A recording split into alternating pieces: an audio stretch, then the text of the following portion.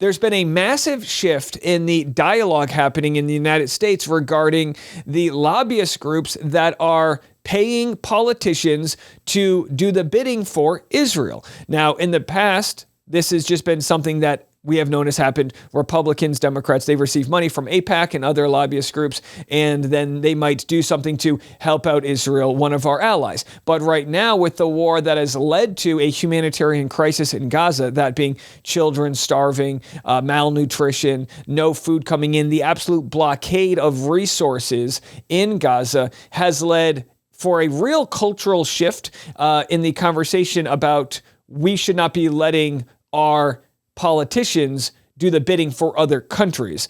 Specifically, I wanted to share several clips from Breaking Points, Pod Save America, and from I've Had It podcast, where they say enough is enough. We no longer want our tax dollars sponsoring this. Have a listen. The Democratic Party really, really wants to have moral clarity right now and be the anti-war party. Get together and tell AIPAC to go fuck themselves, period. You will see the base rise up and support you.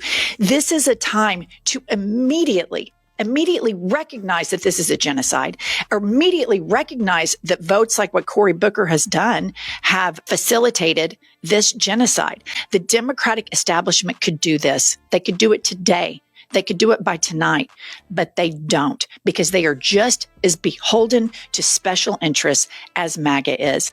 Now, this is true, right? I got a comment a couple days ago saying, Candace Owens criticizes her party, but Dave Neal doesn't. I'm so critical of the Democratic Party, but I'm also going to discuss how money goes to both sides. They don't care if Democrats or Republicans receive the money, as long as politicians and lobbyists have a direct connection to talk to do the bidding for what these lobbyist groups want. There's no such thing as a free lunch, right? The idea that you would donate so much money to a campaign and expect nothing in return would be naive at best. So I'm going to get into AIPAC in a second, but I wanted to share a video here about the UK changing its stance on recognizing Palestine as a state. His Majesty's government therefore intends to recognize the state of Palestine when the UN General Assembly gathers in September here in New York.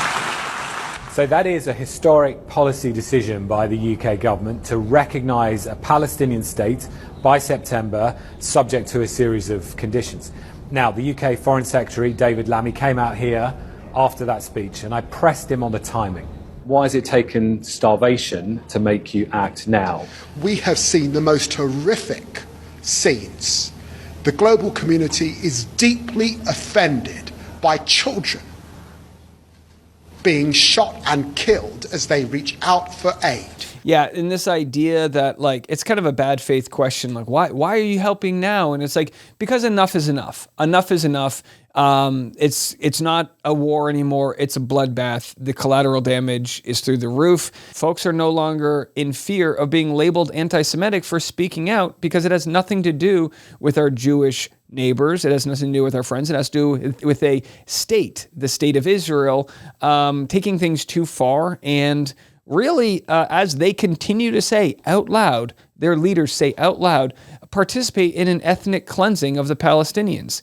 Here we have somebody calling out Ted Cruz on an airplane for taking AIPAC money, takes $1.3 million from pro-Israel lobby groups, and he now has to answer to these questions. Ted Cruz, do you support the forced starvation of 2 million people in Palestine?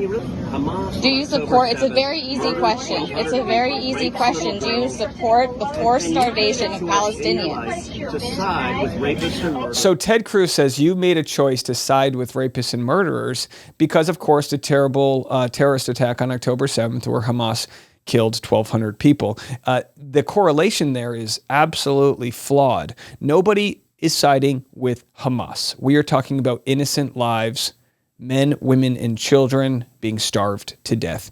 And it is in such bad faith that you would hope that someone like Senator Cruz could be immediately voted out for even having such a sick opinion on this, an opinion that is actually using that atrocity to do the bidding of the people that fill his pockets. So you can't answer the question. You can't answer the question of whether or not Ted Cruz cannot answer the question of whether or not he supports the forced starvation. He goes, we're flying a plane. No, you're not, Cruz. You're not. You're taking money to turn a blind eye towards a genocide, turning a blind eye towards the extermination, slowly, through starvation, through ethnic cleansing of millions of people. It doesn't take back the lives of those that were lost in the terrorist attack. It doesn't make the terrorist attack right.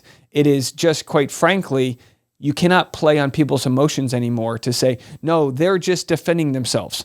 This is not Israel defending themselves. Here we are going to share Pod Save America and their denouncing of AIPAC. I don't want my taxes funding this. No. I don't want the people who represent us voting for that funding. I don't want the people who represent us taking money from AIPAC. AIPAC over the last couple of days accused Bernie Sanders of blood libel just because Bernie Sanders was criticizing the war and the government.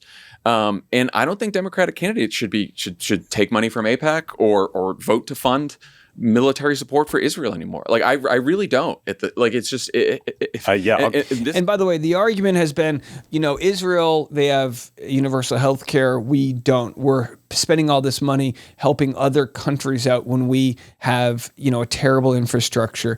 We don't have fast internet. Our bridges are crumbling. We don't have health care. The average person can't afford a $400 emergency.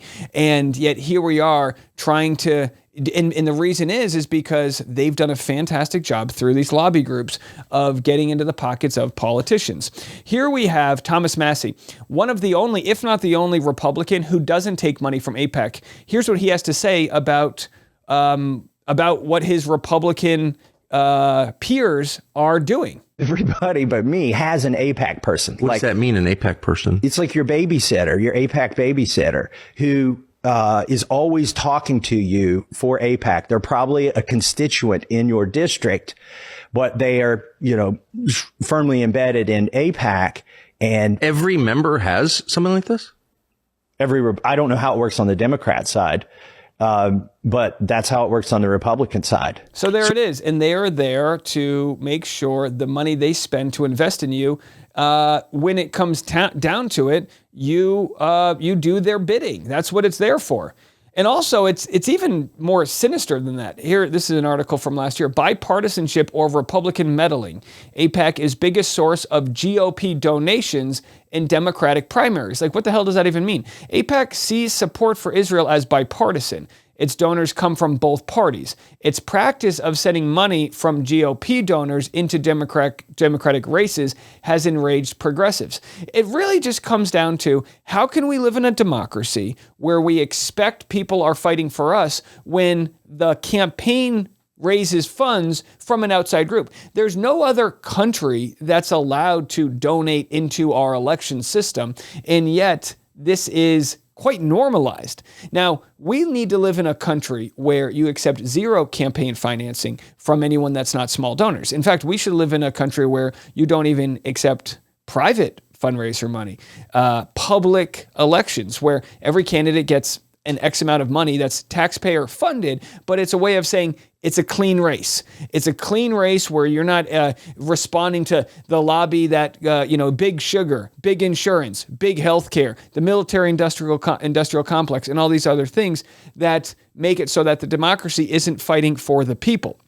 So again, it happens on the left, it happens on the right. But what we're seeing is this shift in holding our politicians accountable. I shared this clip this morning. And again, it was these videos are getting absolutely shadow banned. So hit the like button, subscribe, comment, share. It's the only way to get this message out. Senator Elissa Slotkin, accused of hiding her pro-Israel funding live on air, claims she broke with AIPAC in 2021, yet records show donations from the group the following year. Yeah, what you're going to hear is her saying, I'm not endorsed by AIPAC. What she doesn't say is, they're not donating to me. Do you think AIPAC should register as a foreign lobby? I don't know the answer to that. I think that I know plenty of people who think they should. Mm-hmm. I don't. It's kind of a cop-out answer, don't you? Whoa! I mean, yeah. I literally. And by the way, she's being grilled by a Republican and a progressive Democrat. So this isn't a issue where we're coming together in the country right now. We want transparency with the Epstein files. We want money being invested in our country and not going to places that are funding these atrocities. Folks, the bombs and the bullets have our names on them. Our country is funding, through our tax dollar, this genocide. Point blank. And we can't go back in history, but we can decide to no longer fund it, like other countries are deciding not to be a part of this charade. I just guess I'd have to look at the definition. I certainly have had my tough moments with that organization. And so you stop accepting their funding? Whoa. You got to get your facts straight. I have not been endorsed by AIPAC. I'm sorry. She says I have not been endorsed by AIPAC. I was the first Jew elected to the Senate that was not endorsed by any Jewish group. AIPAC, J Street. You've been the recipient of their funds. In 2018, when I first ran, people who were members, yes. But I've not been endorsed since then. And I just got to be honest, I think that this is where facts really matter. I've had very, very difficult conversations with my colleagues in that organization and made a choice back in 2021. So that was the first time I was up for re-election. And of course, when pressed on whether or not she wants to call what Israel is doing a genocide, she said she's not there. So when it comes to the coin flip, it flips to the side of who's paying your bills. It's a colossal shift happening in our country right now. I truly mean that. A populist, progressive shift where people are not accepting multiple things. The state of affairs from the Trump administration saying they're going to drain the swamp only to bathe in that swamp. And also not accepting the corporate and centrist Democrats. You know, as you saw in the race for the New York mayor, Mamdani came out of nowhere as a progressive candidate to overcome a political dynasty known as the Cuomo family. What you're seeing is people fed the F up. Let's go back to a democracy where our votes matter, where you listen to the people. And whether it's Ted Cruz on an airplane or some jabroni on the Congress cafeteria or getting cross-examined by a bunch of YouTubers, enough is enough. We'll continue to cover this story, and we'll continue to cover trying to get aid into Gaza, as everyone's voice matters in this. We'll be back in the morning. Thanks so much for your time. Thanks so much for the love and support. I appreciate it. And to the new subscribers, thanks for sticking around. We'll see you in the morning. As always, I'm Dave, and this is The Rush.